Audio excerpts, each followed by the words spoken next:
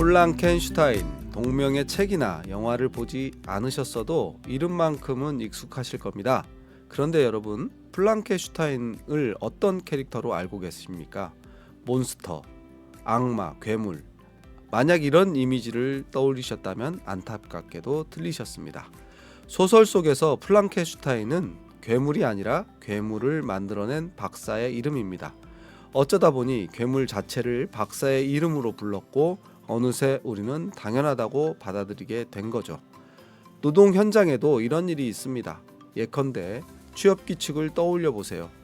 청취자 여러분은 한 번이라도 회사의 취업규칙을 읽어보신 적 있으신가요? 업무시간, 휴게시간, 월급, 연차까지 내 노동의 권리를 결정짓는 중요한 내용이 담긴 문서인데도 다 아는 내용이겠지 하고 넘겨버리진 않으셨나요? 플랑켄슈타인을 괴물이라고 불렀던 건 익숙함에 속아 진실을 들여다보지 않았기 때문입니다. 이번 기회에 회사의 취업규칙 한 번쯤 읽어보는 건 어떨까요? 일하면서 당연하다고 믿었던 것들의 사이사이에 미처 발견하지 못한 노동자의 권리가 숨어 있을지 모를 일입니다.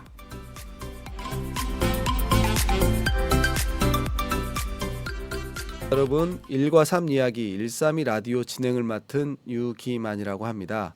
132 라디오는 전주시 비정규직 노동자 지원센터와 전주 공동체 라디오가 매월 일하는 사람들의 1과 3 이야기를 전하는 방송을 제작하고 있습니다. 오늘은 지난 한 달의 노동 이슈를 돌아보는 이슈 브리핑, 전지적 노동자 시점, 이럴 땐 이런 법 세 가지 코너로 진행됩니다. 자, 그럼 132 라디오 첫 번째 코너 이슈 브리핑을 시작하겠습니다. 이번 시간은 지난달 지역 노동 이슈를 언론을 통해서 살펴보는 시간입니다. 8월 한 달 주요 이슈가 되었던 것들은 무엇이 있을까요? 염경석 센터장님 모시고 들어보도록 하겠습니다. 안녕하세요, 센터장님. 네, 반갑습니다. 더위에 잘들 보내고 계신가요? 전주시 비정규직 노동자 지원센터 센터장 염경석입니다. 반갑습니다. 네. 8월의 이슈 첫 번째 뉴스는 어떤 것입니까? 예, 첫 번째 뉴스는 국회 환경노동위원회 위원장인 완우영 의원께서 김영훈 고용노동부 장관과 함께 전주 완주의 노동 현장을 방문했다는 뉴데일리 기사입니다. 지난 8일 두 사람은 완주군에 위치한 외국인 고용농가를 시작으로 전북대학교 병원, 전주 고용복지 플러스 센터, 노동부 전주지청까지 방문해 노동자들의 행성한 목소리를 청취했다고 합니다. 외국인 고용농가를 방문한 안 위원장과 김 장관은 외국인 노동자들의 주거 환경과 숙소 운영 실태를 점검하고 한국어와 모국어가 함께 표기된 명찰을 조끼에 부착해주며 외국인 노동자 이름 부르기 캠페인을 추진했다고 밝혔습니다. 안 위원장은 외국인 노동자의 이름을 기억하고 부르는 것은 외국인 노동자에 대한 존중과 배려의 시작이다며 노동권과 건강권 보장을 위한 제도적 기반을 더욱 촘촘히 다져 나가겠다는 약속의 말씀도 덧붙였다고 합니다. 또 고용복지 플러스 센터에 방문해서는 층별 업무 현황을 보고받고 민원인과 인사를 나누면서 현장 직원들을 격려했고 이후 노동부 전주지청을 찾아 공무원들과 간담회를 갖고 현장 단속의 어려움과 입법 미비에 따른 단속 혼란 등 현장의 어려움도 청취했다고 합니다. 이 자리에서 안 위원장은 환경노동위원장과 노동부 장관이 함께 협력하여 여러분의 문제를 반드시 해결하겠다며 근로감독관들의 전문성 강화를 비롯한 다양한 지원까지 아끼지 않겠다. 또 현장의 목소리를 바탕으로 실질적인 정책과 법률 개선을 적극적으로 추진해서 노동 존중 사회 실현에 앞장서겠다며 향후 활동에 대한 의지를 밝혔다고 합니다. 네, 좋은 소식이네요. 네. 환경노동위원장과 고용노동부 장관이 정기적으로 이렇게 현장을 방문해서 현장 점검도 하고 그렇게 현장에서 한 말이 지켜지는 그런 아름다운 노동 존중 사회가 빨리 더 됐으면 좋겠습니다. 네, 지속성이 중요한 것 같습니다. 네, 두 번째 소식 전해주시죠. 예, 두 번째 소식은 상담원 채용 면접 도중에 직무와 관련 없는 발언으로 구직자를 20분간 괴롭힌 전북 익산의 한 청소년 보호시설 운영자에게 과태료 처분이 내려졌다는 기사입니다. A씨는 지난해 2월 해당 시설 상담원 공개 채용 과정에서 면접관으로 들어가서 구직자 B씨에게 과거 쟁송 과정에서의 사적인 감정을 드러내며 답변을 강요해서 고용노동부의 조사를 받았는데요. 그때 당시 B 씨에게 당신이 나를 피고로 만들지 않았느냐. 그때 소송이 취하되었더라도 문제는 계속 남아있다 등의 발언을 20분간 면접 시간이죠. 면접 시간에 20분간 계속 상대방의 과거 행적에 대한 괴롭힘 발언을 했고요. 이에 B 씨는 그 문제는 다른 자리에서 얘기해달라면서 면접 자리인이 업무 역량에 대해 질문해달라고 거듭 요구했지만 A 씨는 면접 내내 과거 일에 대해서 계속 추궁을 하고 이 당사자에게 책임을 묻는 이런 발언들을 계속 했다고 합니다. 그래서 이에 대해서 고용노동부는 이러한 면접 행위 자체가 직장 내 괴롭힘에 해당된다고 봤습니다. 그런데 A 씨는 이에 불복해가지고 법원에 과태료 처분에 대한 불복을 신청을 했고, 그러나 재판부는 법원은 면접 과정에서 A 씨 언행은 면접관으로서 적정 범위를 넘어서서 구직자에게 정신적 고통을 유발했거나 근무 환경을 악화시켰을 거로 보인다면서 결국에는 이 소송을 기각하고 원심 과태료 처분 300만 원 유지하는 판결을 내렸다고 합니다. 네. 그러니까 면접 때 면접과 상관없는 질문을 한 것을 지속적으로 중단을 요청했음에도 한 것을 두고 이제 괴롭힘 행위로 판단을 법원까지도 이제 한 판결이네요. 그렇습니다. 네. 세 번째 소식도 마저 전해 주십시오. 네. 세 번째 소식도 직장 내 괴롭힘과 관련된 부분인데요. 올해 전북 지역 내 직장 내 괴롭힘 인정률이 상반기 현재 4%에 불과하다고 합니다. 아까 그게 익산에서 발생했던 사건인데 그 통계를 보면 익산에서 올해 상반기죠. 41건 중에 한 건이 괴롭힘으로 인정이 됐는데 유일하게 아까 그 면접 과정에서 면접 위에 사안과 관련된 질문을 계속 20분간 했었던 부분이 한 건이 채택이 됐고요. 그다음에 전주에서는 상반기 97건이 접수됐는데 그중에 4건이 인정이 되고, 또 군산지청은 31건 중에서 2건이 인정돼서 종합적으로 올 상반기에 전북 지역에 접수된 직장 내 괴롭힘 사건의 인정률은 4%에 불과했다고 이렇게 볼 수 있습니다. 근데 전국적으로 보면은 올해 같은 경우 작년에 전국적으로 보면은 24년도에 12,253건이 접수가 됐고요. 그 중에서 12% 정도가 인정이 됐는데 올해 상반기 같은 전북 사례를 보면은 전체 건수의 4%밖에 불과하니까 인정률이 갈수록 낮아지고 있는 형태인 겁니다. 그래서 노동계에서는 그 가해자가 혐의를 부인하면은 피해자가 입증 책임을 떠안는 이런 구조적 한계가 근본 원인이다. 인정률이 자꾸 낮아지는 이유가. 그리고 또 한 가지는 이제 형식적인 직장 내 전문위원회를 설치하도록 돼 있고 1차적으로는 직장 내에서 괴롭힘 여부를 조사를 하도록 돼 있거든요. 그게 잘 못 됐을 때 이제 고용노동부가 2차적으로 조사를 하게 돼 있는데 이런 것들이 너무 형식적으로 이렇게 진행이 되고 있는 부분에서 좀 문제. 그리고 조사 과정에서 이제 진정인이 추천하는 사람이 가서 같이 조사위원으로 조사할 수 있도록 이렇게 참여를 시키는 조사 과정의 민주성을 담보해내지 못하는 제도상의 한계점이 있다고 보고요. 이런 것들을 좀 제도 개선이 돼야 된다는 목소리를 노동계는 내고 있습니다. 네, 지난달에도 한번 전해드렸던 것 같은데, 그러니까 처음 법이 만들어지고 17% 인정률이 17%였는데 갈수록 인정률이 지금 떨어지고 있는 거네요. 뭔가 시급한 점검이 필요해 보입니다. 네, 이 법이 만들어진 건 뭐 그나마 다행이지만 이제 6년이 지났는데 지금쯤은 이제 거기에 대한 재평가를 통해서 그렇습니다. 실효성이죠. 법의 실효성을 가져갈 수 있도록 법 개정이 필요한 거 아닌가 이런 생각이 듭니다. 네, 네 번째 소식 전해주시죠. 네, 네 번째 소식은 일하다 다친 방글라데시 이주 노동자 A 씨가 산업재해를 인정받지 못하고 휴직까지 강행했다는 소식입니다.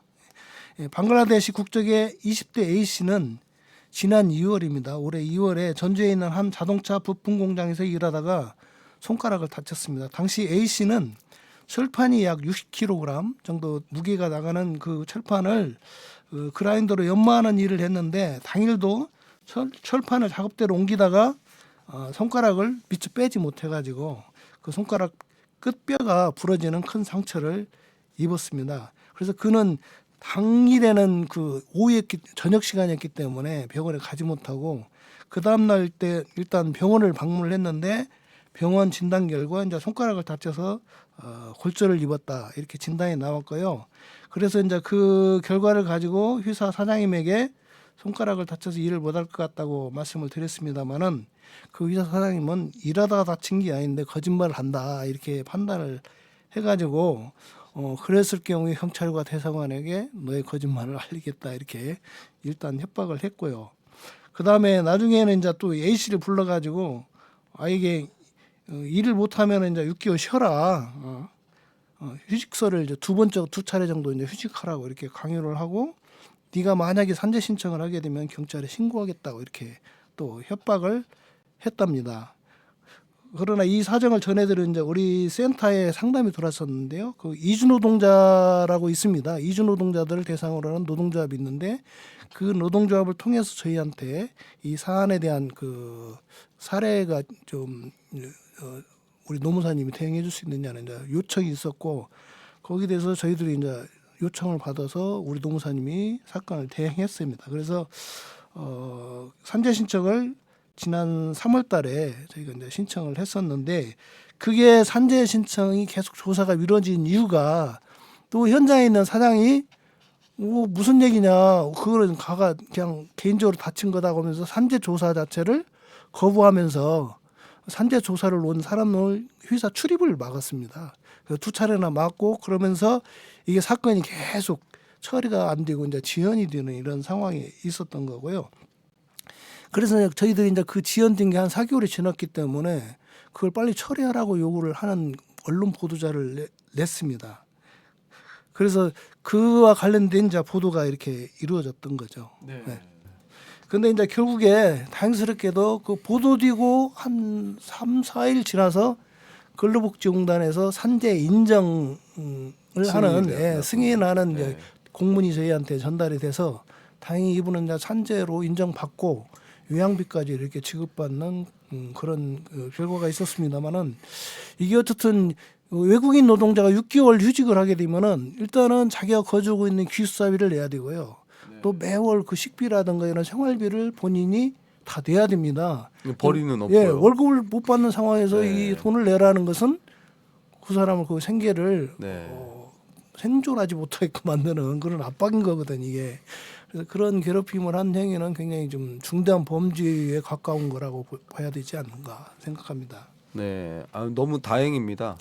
네, 이제 온지 한 달 만에 손가락 다쳤는데 또 병원비까지 또 자기가 내야 되는 상황이었고 그리고 또 생계를 유지 못하는 그런 압박을 받는 그런 상황이었는데 다행히 이분은 이제 나중에 이제 전남에 있는 나주로 사업장 변경이 사장이 승인을 해줘서 나주에 가서 현재 지금 그 생활을 하고 있는 이런 상태입니다. 네. 네, 마지막 소식 전해주시죠. 예, 마지막은 노동계 최대 현안인데요. 노란봉투법이라고 들어보셨을 겁니다. 이 노란봉투법, 노동조합법 제2조 3조 개정과 관련된 부분인데 여전히 뜨겁습니다. 노동계도 이 부분에 대해서는 뭐 더 이상 법 개정을 미뤄서는 안 된다는 입장이고 또 재계에서는 이게 통과가 되면은 뭐 하청 노동자들의 뭐 파업이 줄을 거다 그러면서 굉장히 개정상이 어려움이 있다 이렇게 호소를 하고 있는 상황입니다만은 현재 이 법은 국회의 환경노동위원회를 통과가 돼서 지금 오늘 국회 본회의가 개정이 됐는데요. 오늘부터 그 본회의에 이미 안건이 상정이 돼서 이번 8월 임시국회에 처리되지 않겠나 이렇게 예상을 하고 있습니다. 그런데 워낙 재계의 그 반발이 좀 심하고요. 또 국민의힘 쪽에서 계속 여기에 대한 그 반대를 하고 있습니다. 과거 윤석열 대통령이 있을 때 국회에서 통과됐음에도 2번이나 이 거부권을 행사한 전력이 있는 법이거든요. 그러나 어쨌든 더 이상 이 법이 이제 개정이 안 된다면은 하청 노동자들, 특히 조선업에 있는 하청 노동자들 같은 경우는 계속적으로 아주 열악한 조건 속에서 계속 산재를 당하는 또 산재로 사망까지 당하는 이런 위험에 노출돼 버리는 위험의 외조가 계속될 수 있기 때문에 어쨌든 문명 국가이고 이제 민주국가라면 더 이상 이 문제를 방치해서는 안 된다는 게 노동계의 강력한 입장입니다. 그래서 이번 8월 임시국회 내에서는 어쨌든 이 법이 통과되지 않을까 이런 노동계의 기대를 갖고 있습니다. 네. 이제 아마 이 방송을 이제 9월에 이제 들으시는 청취자분들께서는 이렇게 경과된 소식을 듣겠지만 그래도 뭐 아주 큰 틀에서는 노조법 2, 3조가 통과될 것으로 지금 다들 보고 있기 때문에 그런 거 참작해 주셔서 오늘이라고 하는 거는 8월 22일 녹화일이라는 네, 거를 그렇습니다. 알아주셨으면 좋겠습니다.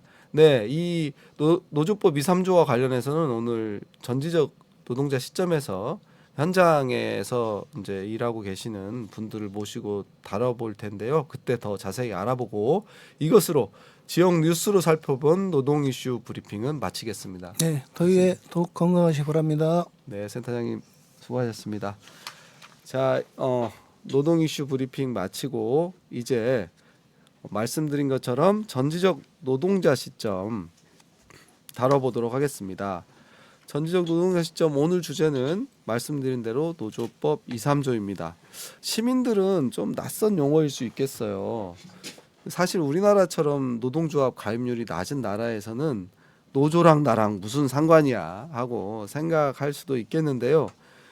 사실 노조법 2, 3조는 노동조합을 만들기 힘든 하천 노동자들을 위한 법이라고 합니다. 그럼 노동조합법 2, 3조가 도대체 무엇인지 오늘 금속노조 전북지부 현대자동차 전주 비정규직 지회 김광수 지회장님과 공공운수노조 화물연대 전북지부 강성록 조직국장님 모시고 이야기 나눠보도록 하겠습니다. 두 분 한 분씩 차례대로 먼저 인사 부탁드립니다. 네, 반갑습니다. 금속노조 현대자동차 전주 비정규직 지회 11기 지회장 맡고 있는 김광수라고 합니다. 네, 조직국장님도. 네, 반갑습니다. 화물연대 전북 지역 본부 조직국장을 맡고 있는 강성록입니다. 반갑습니다. 네, 이제 이렇게 소개는 하셨는데 현대자동차 전주 비정규직 지회라고 하셨는데요. 어떤 분들이 지금 조합원으로 함께 하고 계시는가요? 네, 보통 일반 대중들에게 많이 알려진 단어로 설명드리면 사내하청 노동자들이 조합원으로 계시고 있는 노조라고 이해해 주시면 될 것 같습니다. 저희는 간접고용 비정규직 노동자라고 표현을 하는데요. 원청사의 사업장 안에서 원청사의 업무를 하기 위해서 원청사의 직간접적인 지시를 받고 일하지만 고용 형태는 원청사가 직접 고용하는 형태가 아니라 하청업체나 자회사 등을 통해서 중간에 낀 간접적인 고용 형태의 노동자라는 뜻입니다. 때문에 고용 안정도나 임금 처우 같은 경우는 정규직과 비교해서 많은 차이를 가지고 있습니다. 지금 현재 현대차 전주 비정규직 지회 같은 경우에는 160명이 넘는 분들이 조합원으로 활동하고 계시고요.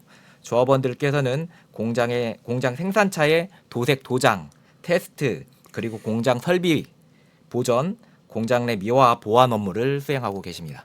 네, 많이 정규직화가 됐다고 나오지만 여전히 사내 같이 이제 생산 현장에서 일하는 비정규직 노동자들이 있군요. 우리 지회장님은 그러면 어떤 일을 하셨어요? 저 같은 경우에는 버스 도장부 쪽에서 네. 도장 업무를 보조를 하고 있었죠. 아, 네. 알겠습니다. 화물연대도 생소할 것 같은데 화물연대에 대해서 잠깐 소개도 좀 부탁드리고 어떤 분들이 전북지부는 조합원으로 좀 계시는지 소개 좀 부탁드리겠습니다.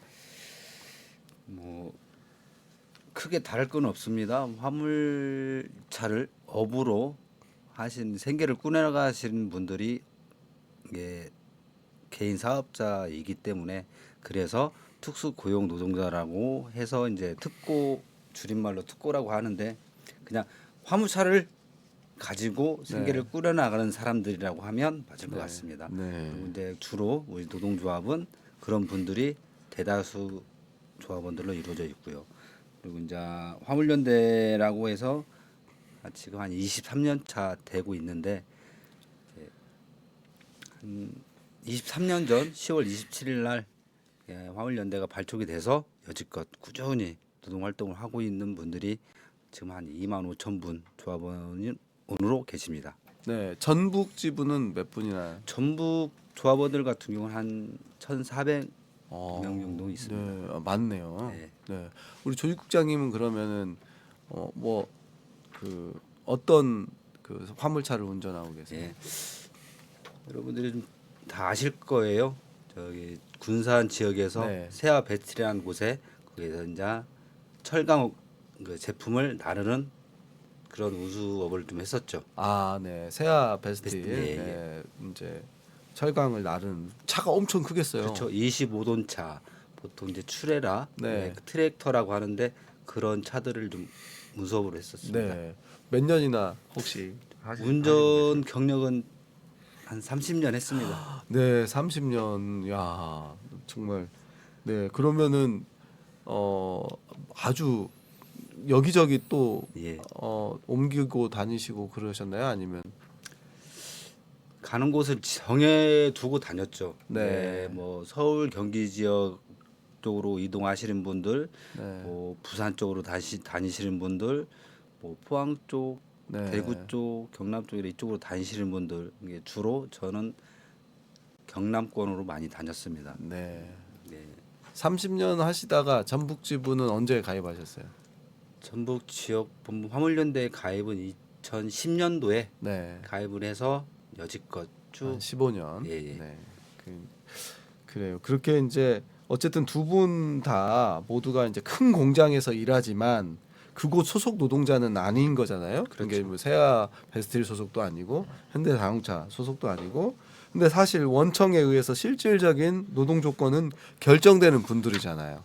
거기에 지시에 따라야 되고 그 작업 공정 속에 이제 있는 건데 그래서 이제 김광수 지회장님은 보통 하청 노동자라고 불리고 우리 강성록 조직국장님은 특수고용 노동자라고 불리는 분들인데 이분들이 이제 아주 오래전부터 사실은 뭐 노조법 2, 3조 개정을 요구해 오셨다고 들었어요. 언제부터 이런 요구를 해왔는지 또 두 분에게 노조법 2, 3조가 왜 중요한지 한번 여쭤보고 싶습니다.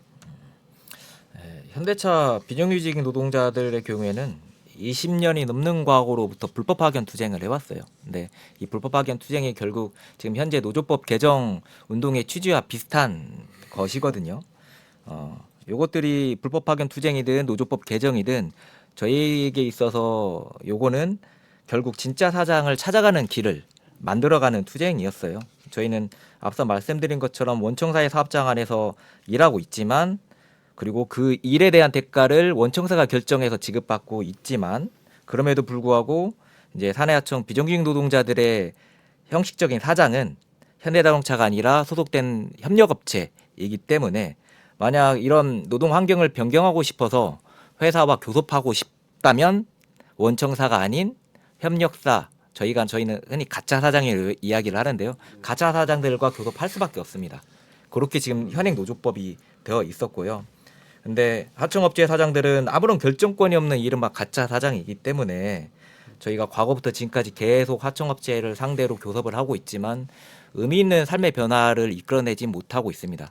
실질적인 권한이나 지배력을 가지고 있는 원청사가 저희의 교섭 요구를 무시하거나 받아들이지 않고 있기 때문에 그런 건데요. 근데 이제 노조법이 개정이 됩니다. 그러다 보니까 개정된 노조법에서는 이제 고용계약 형태와 상관없이 실질적으로 구체적인 지배력을 가지고 있는 사람이 사용자다. 그러므로 그 사용자에게 교섭의 의무를 부여하는 방식으로 지금 노조법이 개정되기 때문에 저희들 입장에서는 그동안 막혀있던 삶을 변화시킬 수 있는 방법이 좀 뚫리는 네. 것이기 때문에 저희들 입장에서는 이 노조법 2, 3조 개정이 좀 중요합니다. 네, 그렇군요. 그러니까 근로계약서를 가짜 사장하고 썼지만 그건 그냥 가짜 사장이고 실제로는 우리 근로 노동을 지배하는 것은 원청이니까 사실 이제 건설업에서는 그런 일이 많이 있더라고요. 그래서 원청의 뭐 임금 지급 뭐 이런 것도 이제 법제화 됐고 이런 거를 이제 노조법 2, 3조 안에 담는다는 건데 그 노동조합법이 이제 생소할 것 같은데 노조법에 대해서 간단하게 좀 이렇게 말씀해 주십시오. 노조법은 노동조합 및 노동관계조정법의 약어로 네, 쓰고 네. 있는데요. 요거는 이제 헌법에 보장된 노동 상권을 실질적으로 어떻게 보장할 거냐에 대한 내용이 담겨 있는 실정법이라고 할 수 있습니다. 그래서 네. 우리나라 노동조합 같은 경우에는 대부분 대기업이나 공공 부분에서만 좀 조직률이 높은 편이고 하청 노동자라든가 특수고용 노동자들은 사실 조직률이 되게 매우 낮은 네. 상황이에요. 왜냐하면 이 하청 노동자나 특수고용 노동자들 같은 경우에는 노동조합 하기에는 어려운 환경을 네. 가지고 있고 네. 실제 하청회사의 권한도 크지 않기 때문인데요. 네. 이번에 노조법이 좀 개정되면은 이제 하청 노동자나 특수고용 노동자의 노동 상권을 그나마 전보다는 좀 더 인정받기 쉬워진다 네. 생각하시면 될 것 같습니다. 그 조직국장님 그 화물연대가 2만 5천 명이라고 그랬는데 화물 노동자는 그러면 얼마나 됩니까? 한 48만 정도 돼요. 아 48만 명 중에 2만 5천이면 5%가 좀 안 되게 조직돼 있네요. 네. 그러니까 이제 그렇게 여기 그 하청 노동자들도 많죠 사실. 더 숫자는 많지만 노동조합으로 조직되기가 너무 어렵다. 그게 이제 아까 서두에 뭐 이야기했던 것처럼 실제로는 이 계약 해지의 두려움도 있고 하청으로서 그리고 이제 실질적으로 원청이 다 결정권을 가지고 있는데 그 뭐 업체랑 해봐야 별 소용이 없다. 뭐 이런 어떤 것들이 여러 가지로 작용하고 있는 것 같은데 우리 뭐 조직국장님도 혹시 2, 3조에 대해서 어떠신가요? 그러니까 우리 이제 김광수 지부장님께서 말씀하셨지만 특수고용자들이 인정 거기서 이제 노동 2, 3조법에 대해서 좀 화물 노동자들은 조금 반반이 나누어지지만 또 인정받을 수 있는 부분들은 그거예요. 좀 화물 노동자들이 사업자 개인 사업자를 가지고 업을 하고 해서 일을 하고 있기 때문에 그냥 개인 사업자이기 전에 노동자로서 인정을 좀 해줘라. 네. 그러면 더 좀 나은 이런 교섭이라든지 이런 제재가 됐던 것들이 좀 완화가 되겠죠. 네, 네, 네, 네. 그러면 좀 뭐 일단 일반 화물이라든지 개인 사업자들이 뭐 어디 가서 이제 운수사하고 일단 회사하고 교섭을 할 때에도 좀 그 원활하게 네. 조금 진행이 되지 않을까 싶습니다. 네. 또 뭐 더 그러면 이제 하나씩 조금씩 네. 여쭤보겠습니다. 이제 이 노조법 2, 3조가 국회 환경노동위원회를 통과했고 이제 본회의 통과와 시행을 이제 시행도 이제 사실 좀 유예 기간이 있긴 하지만 이렇게 앞두고 있습니다. 그러면 노조법 2조 이게 노조법 2조는 어떤 건지 간단하게 혹시 설명 부탁드리겠습니다. 네, 노조법 2조는 주로 이제 노동자, 사용자 그리고 노동쟁이가 무엇인지를 지금 개념 정의하는 항목이라고 볼 수 있습니다. 뭐 3조도 미리 설명드리면 노동조합 활동에 대한 손해배상 관련된 내용이고요. 그래서 2, 3조 개정한다는 것은 노동자들의 권리를 온전히 누리고 기업의 무분별한 손해배상을 해결하는 것이 주요 목적이라고 할 수 있겠는데요. 노조법 2조 같은 경우에는 앞서도 좀 설명은 드렸는데 그동안은 사용자의 범위를 형식적으로 근로계약서를 체결한 당사자만 네. 회사만 사용자로 인정했던 것들이 기존의 노조법의 사용자 범위라고 한다면 개정 안에서는 근로계약 체결의 당사자가 아니더라도 근로자의 근로조건에 대하여 실질적으로 구체적으로 지배 결정할 수 있는 지위에 있는 자도 그 범위로 하는 걸로 개정하고 있습니다. 네. 그러면서 이제 제가 속해 있는 현대자동차도 사용자 범위로 들어갈 수 있는 길이 좀 열린 것이죠. 네. 하청이지만 실질적인 그쵸. 사용자로. 네. 그리고 또 노동쟁의와 대해서도 노동쟁의의 범위에 대해서도 이번에 또 같이 개정안에 있지 않습니까? 그것도 혹시 간단하게. 그렇죠. 그 동안에는 이제 노동쟁의 저희가 보통 파업이라고 하죠. 파업을 할 수 있는 사유가 법에 정해져 있는데 이 노조법에 그 동안 좀 범위가 되게 좁았습니다. 근데 그 범위가 개정 법안에서 좀 늘어났고요. 옛날에 뭐 쌍용차 파업할 때 쌍용차 동지들이 파업했던 이유가 사실 정리해고 때문이었어요. 네, 근데 맞습니다. 기존 노조법에서는 이 정리해고 같은 경우에도 파업을 할 수 없게 돼 있었어요. 네. 그래서 쌍용차 동지들의 파업이 불법 파업으로 네. 규정되어 있었는데요. 이제는 그게 좀 변경돼서요. 임금 근로시간 복지 해고 등 기타 대유 등의 대우 등 근로 조건에 관한 주장의 불일치로 인하여 발생하는 분쟁 상태를 모두 좀 포함하게 되어 네, 있습니다. 네. 그러다 보니까 이런 정리해고 그 고용에 문제가 발생할 수 있는 것들 뭐 해외로 공장을 이전한다든가 네, 네, 네. 뭐 이런 좀 폭넓은 범위에서 합법적인 파업이 가능해졌다고 볼 수 있겠습니다. 네. 그 이제 어쨌든 사용자의 범위와 노동쟁의에 대한 그 규정이 조금 약간 현실적으로 개정이 될 필요성이 20여 년간 있었고 이제 와서 이제 개정안이 좀 그 마련된 거군요. 자, 이제 그러면 2조는 그렇고 3조는 아까 말씀드린 대로 이게 이제 사실 노랑봉투법이라고 막 사람들이 많이 그래요. 노랑봉투법. 그래서 노랑봉투법이 뭔지 이렇게 찾아보니까 2014년도에 상용차 노동자들이 파업을 했고 파업에 참여한 노동자들에게 법원이 47억 원의 손해배상을 청구했고 이제 이것에 이제 한 시민이 언론사에 그 노란 봉투에 47,000에 성금을 전달하면서 이게 국민 캠페인이 되어서 아 노란 봉투법이 필요하다. 너무 가혹한 손배 정당한 파업에 손해배상을 청구하는 것은 너무나 가혹하다. 이런 것들이 이제 의식이 확산됐잖아요. 그래서 지금 이제 3조 개정안이 되었는데 추진되고 있는데 이런 경우가 상용차뿐만 아니라 뭐 현대자동차나 화물연대도 이런 손해배상과 관련되어서 이런 문제들이 있나요? 실제로? 예. 최근은 아니지만 22년도에 화물연대 우리 부안의 소재의 참프레라는 곳에서 우리 조합원들이 파업을 한 적이 있어요. 네. 그때 한 27일 파업을 했었는데 그때 이제 그 파업 과정 중에서 이제 1차 교섭, 2차 교섭, 3차 교섭, 4차 교섭 마무리까지 하는 과정 중에 사측에서 이런 이제 손해배상이라는 무기를 들고 와서 조합원들을 분열을 시키고 뭐 갈라치기 하고 던질 수 있는 게 그거더라고요. 이게 조합원들이 그걸 받는 순간 분열이 됐어요. 네. 그래서 집단 탈퇴가 이어지고 네. 저희한테는 결과적으로 안 좋은 파업이 됐죠. 네. 그런 뼈아픈 과정이 있었습니다. 네. 사측에서 이제 손해배상 청구하겠다 이렇게 네. 이제 협박하고 그렇죠. 실제로 청구했습니까? 실제로는 청구는 안 했습니다. 아 그러니까 이제 그냥 협박할 예, 명분으로 그렇죠. 너 이제 빨리 복귀하지 않으면 하겠다 이런 식이군요. 분열이 돼버렸죠. 그냥 네. 결과적으로 그래서 이제 손해배상 당 얼마나 됐습니다 그 액수가 그때 협박한 110억 정도 되죠.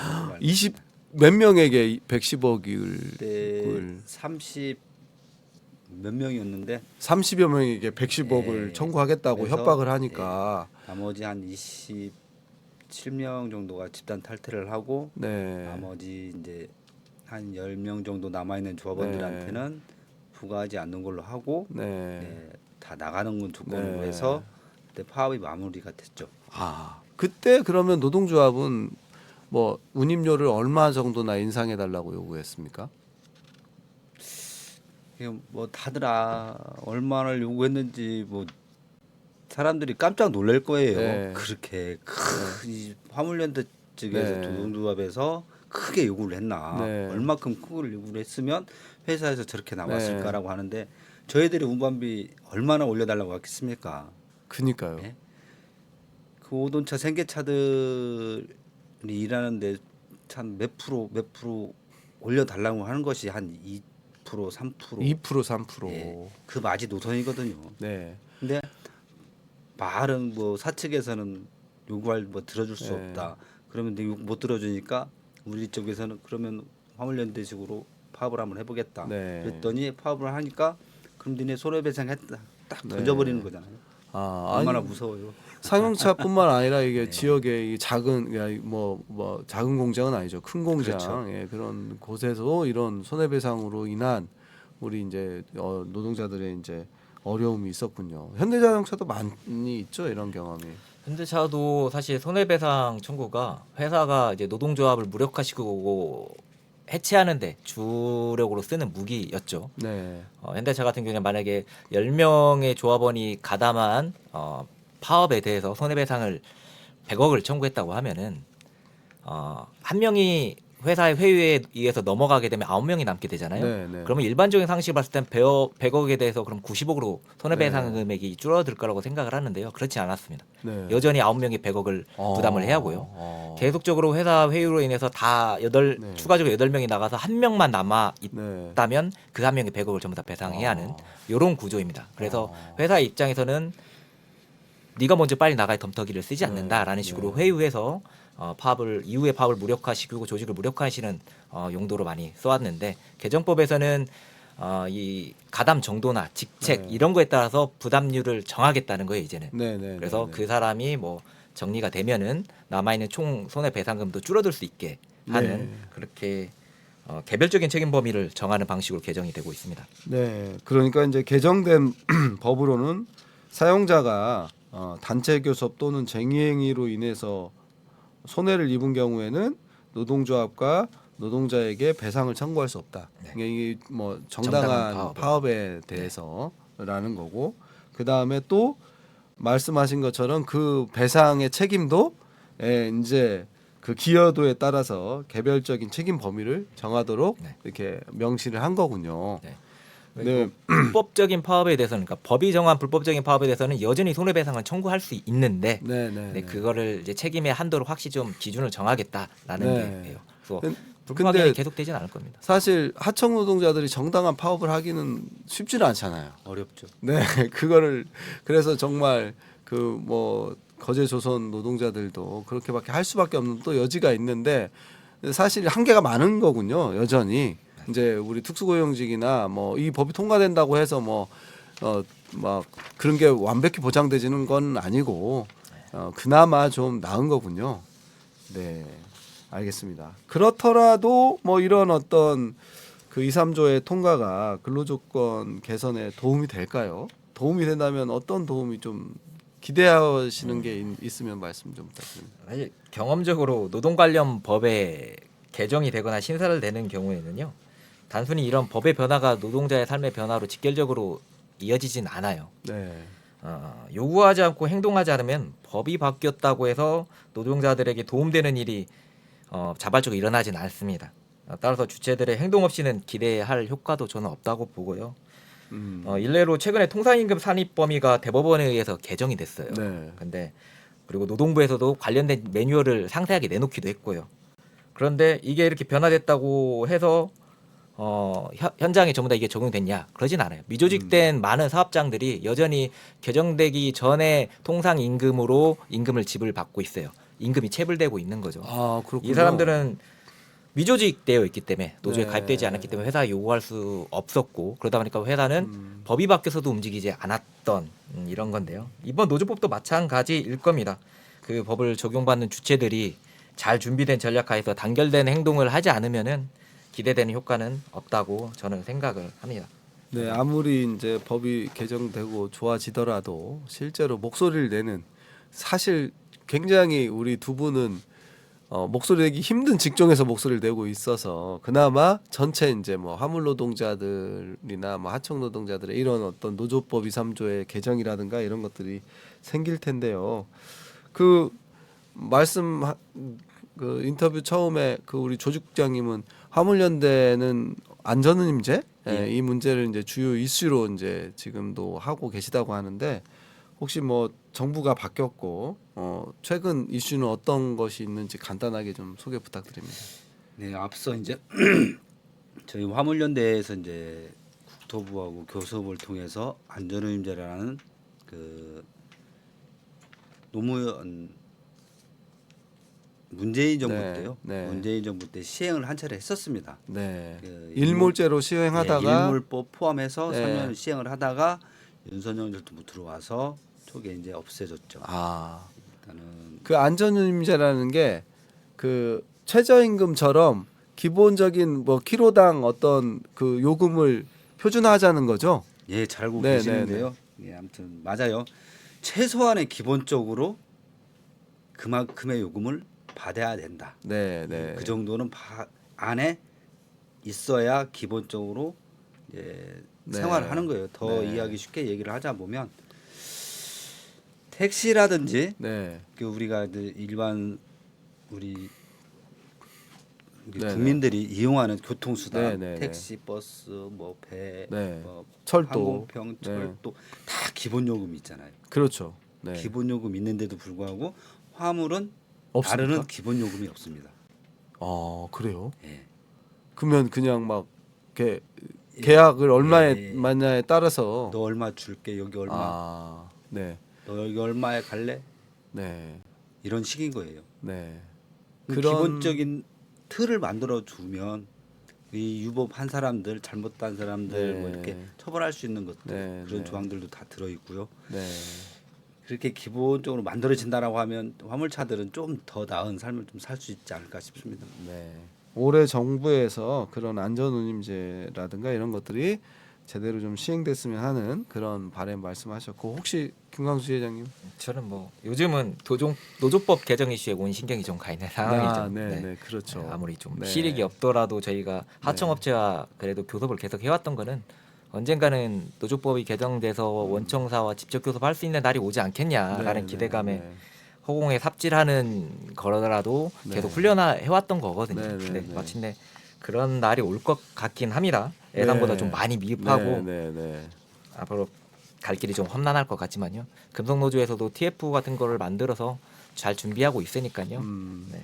노조법이 개정된 새로운 세상이 좀 더 재미나고 힘났으면 좋겠습니다. 네, 오늘 두 분 모시고 노조법 2, 3조에 대해서 말씀 나눠봤는데요. 네, 오늘 함께해 주셔서 감사합니다. 네, 이것으로 전지적 노동자 시점 마치겠습니다. 감사합니다. 네. 감사합니다. 이번에는 이럴 땐 이런 법 코너입니다. 오늘 또 저희 센터 법규국장님이신 천성환 노무사님 모시고 이야기 나눠보도록 하겠습니다. 어서 오십시오. 예, 안녕하세요. 전주시 비정규직 센터에서 노동 상담을 하고 있는 노무사 천성화입니다. 반갑습니다. 네, 오늘은 사업장에서 근로를 제공하는 노동자에게 전체적으로 공통되게 적용되는 취업 규칙에 대해서 알아보도록 하겠습니다. 먼저 취업 규칙이 뭔지 설명 좀 부탁드리겠습니다. 예, 취업 규칙은 회사에서 직원들에게 집단적 그리고 공통적으로 적용하는 근로 조건이나 복무 규율을 정한 회사의 규정인데요. 직원들에 관한 회사의 법이라고 이렇게 말을 하기도 합니다. 일반적으로 이제 근로 조건에 관하여 규정하고 있는 근로기준법이나 최저임금법 등은 근로 조건에 관하여 최저 기준을 정하고 있는데요. 회사는 이 최저 기준 이상으로 근로 조건을 정해야 되는데 이런 근로 조건 중에서 직원 전체에게 적용되는 내용을 취업 규칙에 정한다고 할 수 있겠습니다. 그리고 근로기준법에서는 노동자가 10명 이상 되는 사업장은 의무적으로 취업 규칙을 갖춰서 노동부에 신고하도록 규정을 하고 있습니다. 네. 이것도 이제 10인 이상 사업장만 의무적으로 적용되는군요. 예. 네. 그 취업 규칙 말고도 회사는 이제 여러 규정들이 있더라고요. 저희 센터에도 사무펠람도 있고 예. 보수 규정, 연봉 규정, 복무 규정, 인사 규정 다양한 형식의 회사 규정들이 있는데 예. 이 규정들하고 취업 규칙의 관계는 어떻습니까?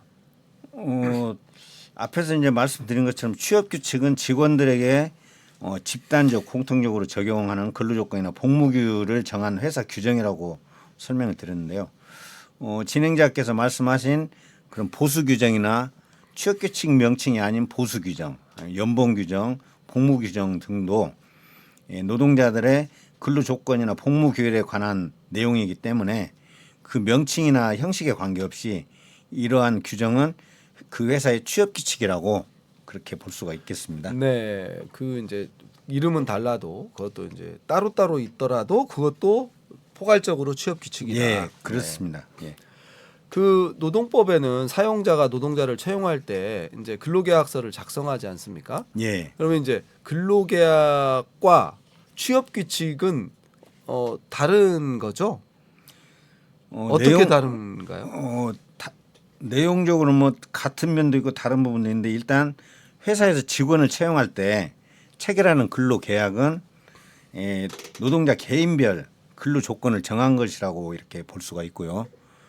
취업 규칙은 회사 직원들에게 공통적으로 적용되는 근로 조건이나 복무 규정을 포괄적으로 정한 것이라고 할 수가 있는데요.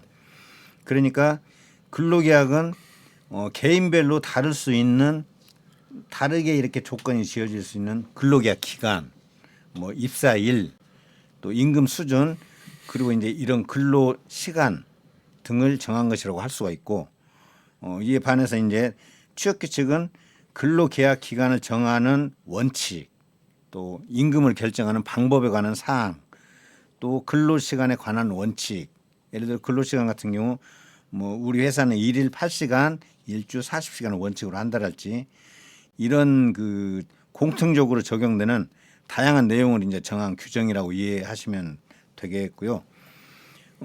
그리고 이제 노동자가 10명 이상인 회사는 이 모든 노동자들에게 이렇게 적용되는 취업 규칙을 이 자유롭게 읽어볼 수 있도록 노동자들이 읽어볼 수 있는 장소에다 항상 게시를 하거나 갖춰 두어야 하거든요. 그러지 않는 경우에는 이 과태료가 부과된다는 부분은 좀 참고를 하시면 되겠습니다. 네, 모든 장소에 볼 수 있는 장소에 게시해야 된다. 이게 뭐 또 그 딱 정해져 있습니까? 어떤 장소에 게시해라 이렇게? 그렇지는 않습니다. 회사에 뭐 그 현관은 뭐 게시판이랄지 네, 네, 네. 근로 아니면 식당 같은데 모든 근로자들이 이제 이렇게 그 취업규칙을 열람을 하기 쉽도록 네. 할 수 있는 그런 장소에 게시를 해줘야 될 의무가 있다는 네, 겁니다. 네, 네. 만약에 이제 뭐 그런데 말고 사무실 뭐 임원실에 게시해 둔다는 거나 이것도 게시라고 우기면 우길 수 있나요? 이제 어떻게든지 이거는 이제 근로자들이 네. 우리 노동자들이 그 근로 조건이나 복무 규율에 대해서 회사 규정을 충분히 이렇게 열람할 수 있도록 네. 그렇게 해 두어야 한다는 거죠. 아, 네. 네. 네. 그 이제 간혹 보면 상시 노동자 10명 미만인 사업장도 취업 규칙을 갖추고 있는데요. 이러한 취업 규칙의 효력은 어떻게 되나요? 아까 말씀드린 것처럼 이제 취업규칙은 노동자가 10명 이상 되는 사업장은 의무적으로 작성해서 노동부에 신고를 해야 되는데 간혹 이제 이 10명이 안 되는 그런 사업장에서도 이 취업규칙을 작성해서 운영하는 경우들이 간혹 있거든요. 그러면은 10명 미만 안 되는 사업장에서 이런 취업규칙을 작성해서 운영을 하더라도 그 취업규칙상의 근로조건은 일단 효력이 있는 걸로 그렇게 보고, 그리고 이제 그런 취업규칙상의 이제 근로조건을 우리 노동자들에게 불리하게 변경하려면은 10인이 안 되는 사업장에서도 그 효력 요건인 그 노동조합이나 근로자 과반수의 동의를 받아야 효력이 이제 발생이 되거든요.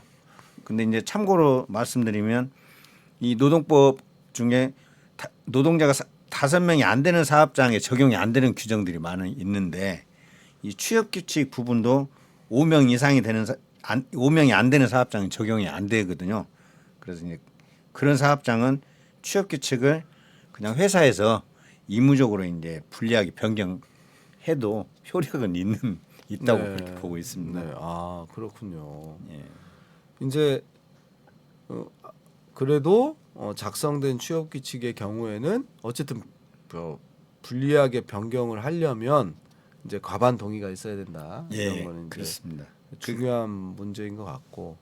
근데 이게 10명이냐 아니냐. 이게 10명 이상이라는 것이 판단 기준이 어느 때는 막 많을 수도 있고 그런데 이게 어떤 기준으로 10명인지를 알 수 있습니까? 예. 우선 이제 10명 기준이라고 하는 거는 이 근무하는 날에 사업장에서 이 작업을 하는 날에 일일 평균 노동자 수를 기준으로 한다고 우선 이해하면 되고요. 그리고 이제 그리고 이제 여기에 해당하는 노동자들이라는 정규직이든 기간제든 일용직이든 외국인 노동자 등도 모두 포함해서 이 노동자 수를 산정하면 됩니다. 다만 이제 그 파견 근로자나 용역 근로자는 회사가 다른 경우인데 이런 노동자들은 포함이 안 된다고 이제 이해하시면 되겠습니다. 네. 그래서 이제 참고로 이제 학교를 예로 들어보면은 국공립학교 같은 경우는 교사하고 공무원인 그 행정직 직원이 있거든요. 네. 근데 이런 공무원은 원래 이 근로 조건에 있어서 이 노동법을 근로기준법 등을 적용을 하지 않기 때문에 이런 국공립 이제 중고등학교, 초중고등학교는 이런 교직원을 공무원인 교직원을 제외하고 나머지 일반 직원을 대상으로 노동자 수를 산정하면 되고 사립학교의 경우는 교직원들도 교원이나 직원들도 근로기준법의 적용이 뭐 전면적으로는 아니라 일부적으로 적용을 하고 있기 때문에 이런 사립학교는 교직원을 포함해서 모든 소속 노동자를 대상으로 노동자 수를 산정하면 된다고 하겠습니다. 네. 그러니까 근로기준법상의 노동자와 예, 그 다음에 이제 직접 고용된 그러니까 기간제든 일용직든 상관없이 그 회사 소속의 예, 어떤 외국인 노동자든 상관없이 이것을 일일 평균 10명이라고 하셨는데 이게 연으로 평균을 냅니까? 아니면 어떤 평균? 결국 이제 일일 평균으로 근로하는 날 네. 일주일에 예를 들어서 월요일에서 금요일까지 근무한다고 하면은 네. 네.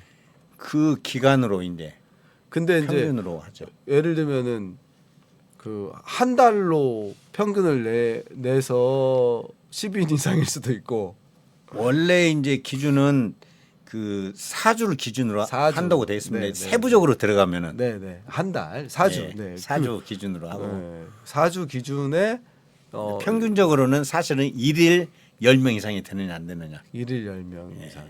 그러니까 이게 뭐 어떤 사업주가 예를 들면 우문대 왜 취업규칙 없느냐 했는데 우리는 뭐 10명일 때도 있고 연으로 보서는 뭐 8명일 때도 있고 9명일 때도 있다 이렇게 또 주장을 하면 예. 그래서 이제 더 이제 네. 이 세부적인 기준이 있는데 예를 들면은 한 달에 20일을 근무를 네. 했는데 네. 20일 중에 뭐 한 8일 정도는 10명이 넘고 네.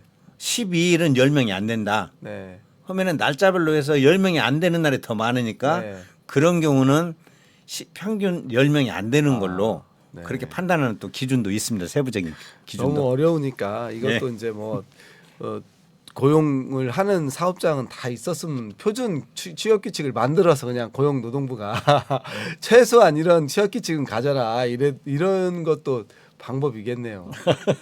네. 예. 아무튼 취업 규칙 아까 이제 근로계약 이런 관계를 좀 이렇게 설명해 주셨는데 그러면은 취업 규칙에는 상여금이 200%인데 근로계약 할 네. 때는 100%를 지급하겠다고 했어요. 예. 그러면 이건 어떤 것을 적용해야 맞는가요?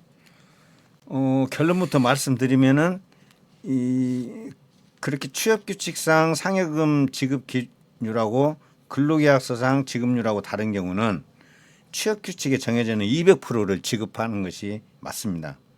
왜냐하면은 이 근로기준법에서는 취업규칙과 근로계약 간의 관계에 대해서 취업규칙에서 정한 기준에 미달하는 근로조건을 정한 근로계약은 그 부분에 관해서는 무효로 한다. 그리고 이 경우는 무효로 된 부분은 취업규칙에 정한 기준에 따른다라고 규정을 하고 있기 때문인데요. 즉 취업규칙이 근로계약보다 상위 규범이기 때문에 취업규칙보다 낮은 근로계약상 근로조건은 무효가 되기 때문에 그렇습니다. 네. 그러면 이제 회사에서 취업규칙을 근로계약과 똑같이 100%로 낮췄다. 예. 이런 경우에 무조건 취업규칙이 정한 기준에 또 따라서 100%만 지급받아야 되는 건가요? 예. 이제 지금 주신 질문은 이에 대해서는 좀 이제 앞에서 이제 말씀드린 것 좀 다른 내용이긴 한데 뭐냐면은 이 모든 경우에 취업 규칙을 변경만 하면 네. 이 변경만 하면은 이 근로 조건을 예를 들어서 낮출 수가 있느냐라고 네. 하는 건데 결론적으로는 그렇지는 않습니다. 뭐냐면은 취업 규칙과 근로계약상 근로 조건이 동일한데 회사에서 취업 규칙을 일방적으로 변경을 한 경우에 그 근로계약 당사자인 노동자가 그런 근로 조건에 동의하지 않은 경우에는 비록 취업규칙상 이 상여금을 200%에서 100%로 낮추더라도 그 근로자에 대해서는 근로계약상의 상여금이 200%를 적용해야 된다 하는 것이 원칙입니다. 네, 아까 앞서 설명한 것처럼 뭐 이거를 변경하려면 예. 과반의 동의가 있어야 되는데 있어야 되는데 이제 없으니까. 설령 있었다 하더라도 네, 있었다 하더라도 취업규칙만 변경해서는 네. 그 상여금의 지급률이 네. 100%로 이렇게 낮춰지는 건 아닙니다.